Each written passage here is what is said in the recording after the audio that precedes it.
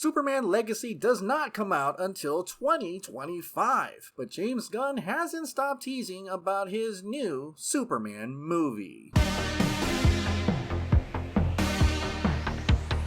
DC studio heads James Gunn and Peter Safran had released the long-awaited announcement for the future of DC Studios and part of its first slate. But for Gunn and Safran, their first actual DCU film will be Superman Legacy. And previously it was reported by The Hollywood Reporter that this new Superman would be the age around 25. Well, James Gunn kind of debunked that, saying that he has never said that. In fact, he did say that Superman will be younger in his 40s, and that Batman might be a couple years older than Superman. And so if I were to guess, I'm going to guess that Superman will be in his 30s. But even though Superman is younger, they emphasize that it's not an origin story. It focuses on Superman balancing his Kryptonian heritage with his human upbringing. Superman represents truth, justice, and the American way. He is kindness in a world that thinks of kindness as old-fashioned. And what appears to be like some black and white good versus bad kind of thing, well, apparently James Gunn says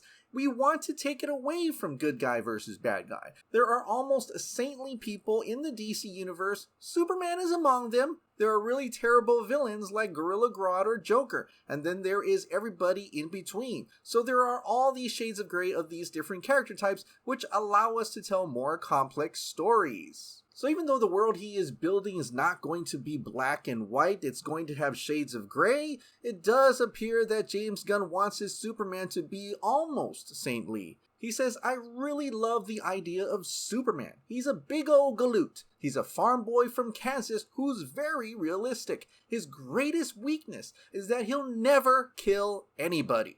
He doesn't want to hurt a living soul. I like that sort of innate goodness about Superman. It's his defining characteristic. He's not All-Star Superman, but again, I'm a huge fan of All-Star Superman and I'm very inspired by that series. And from these comments, it does feel like James Gunn is going back to that wholesome blue Boy Scout Superman that is most popular in the comics and for my generation, Christopher Reeve's version of Superman. So instead of Zack Snyder's take in which the Man of Steel was forced to kill Zod in order to learn that no-kill rule, James Gunn's Superman is gonna have that no-kill rule right from the start. But not only do we know a little bit more about this version of Superman, James Gunn might have also clued us in on the visual take of this Superman as well, when he posted this picture of Superman in the classic blue and red with the red trunks, which is actually a cover from Action Comics 1050, subtitled A New Era Rises.